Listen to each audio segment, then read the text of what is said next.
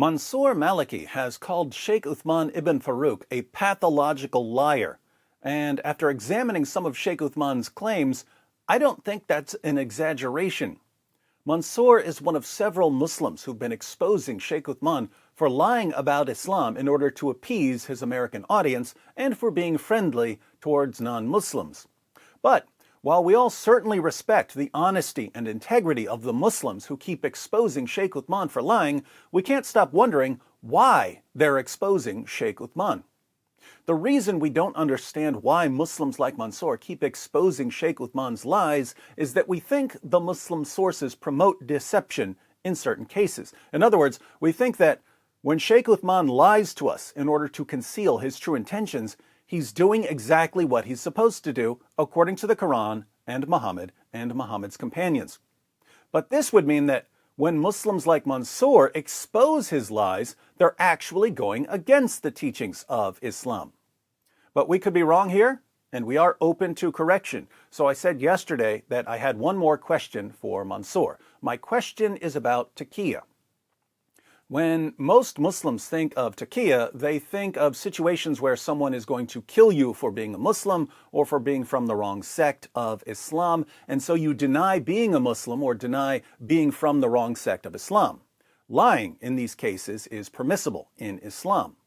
But there are other situations where lying is permissible, and as I'm reading the Quran and commentaries, Sheikh Uthman seems to be justified in Islam when he deceives us. Let me go through a verse of the Quran and a commentary so everyone knows what I'm talking about, and then I'll ask Mansour if he can clear this up for us. Surah 3, verse 28 of the Quran. Let not the believers take disbelievers for their friends in preference to believers.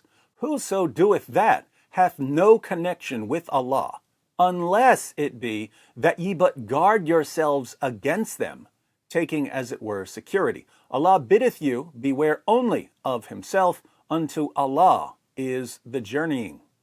So, don't take non-Muslims as friends instead of Muslims.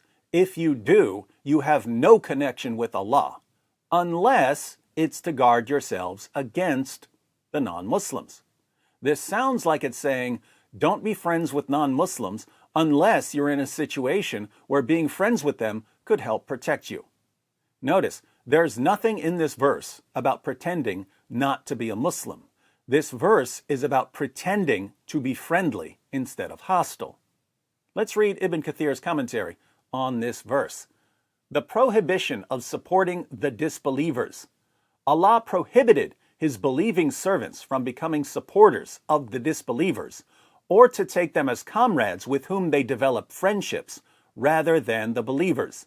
Allah warned against such behavior when he said, and whoever does that will never be helped by Allah in any way, meaning whoever commits this act that Allah has prohibited, then Allah will discard him.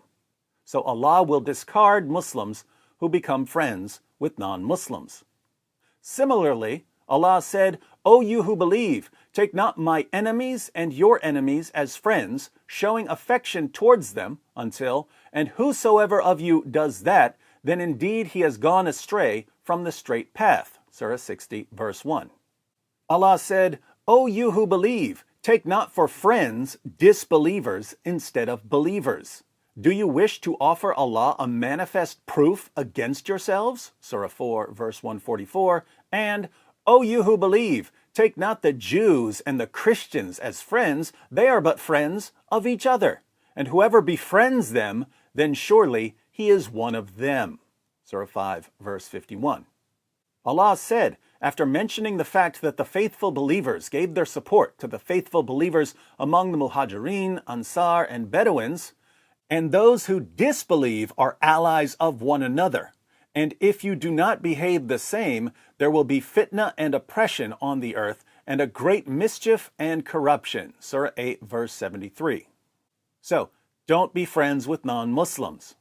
But there's an exception. Allah said next, unless you indeed fear a danger from them, meaning except those believers who, in some areas or times, fear for their safety from the disbelievers. In this case, such believers are allowed to show friendship to the disbelievers outwardly, but never inwardly. For instance, al-Bukhari recorded that Abu ad-Darda said, "We smile in the face of some people, although our hearts curse them." Al-Bukhari said that Al-Hasan said, "The Taqiyya, i.e. Taqiyya, is allowed until the day of resurrection." So, let's think about the situation Sheikh Uthman is in, giving dawah in California. Sheikh Uthman has admitted that his goal is to subjugate the entire world, force all non-Muslims to pay jizya, and enslave the wives and children of anyone who refuses to pay. That's his goal, he admitted it. But is it a good idea for him to announce his plans to non-Muslims? Of course not. He would end up on multiple watch lists. His listeners would be more hostile towards him if they knew he was plotting to enslave their wives and children. Telling the truth would mess up his dawah.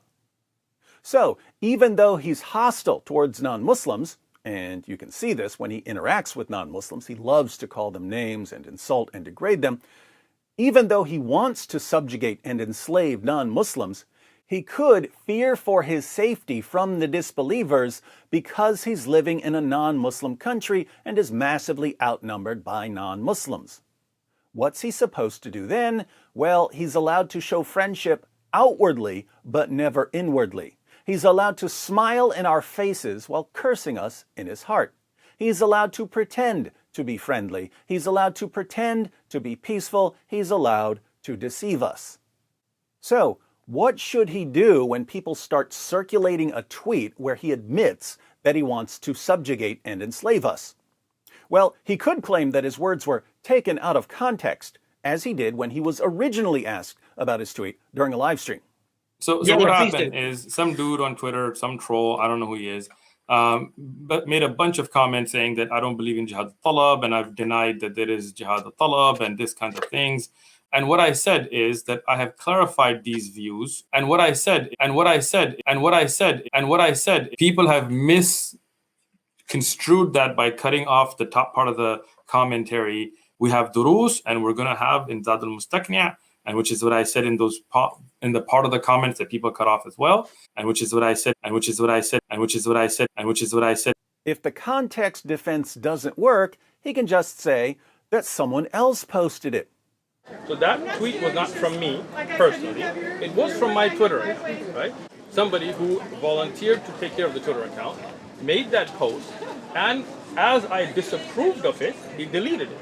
As far as I can tell then, when Sheikh Uthman lies about his agenda, when he lies about what Islam teaches, when he lies about the Quran, when he lies about the Hadith, when he lies about the commentaries, when he lies about Muslim scholars, as long as he's doing it to deceive us about his agenda, he's perfectly in line with the teachings of Muhammad.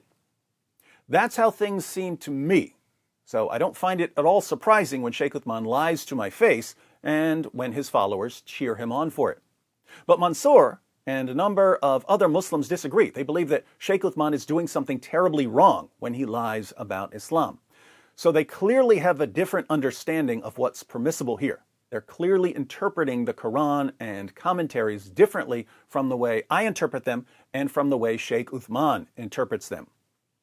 So, my question to Mansour is, why is it wrong, according to Islam, for Sheikh Uthman to deceive his listeners and keep them completely clueless about his true intentions in order to protect himself and his community?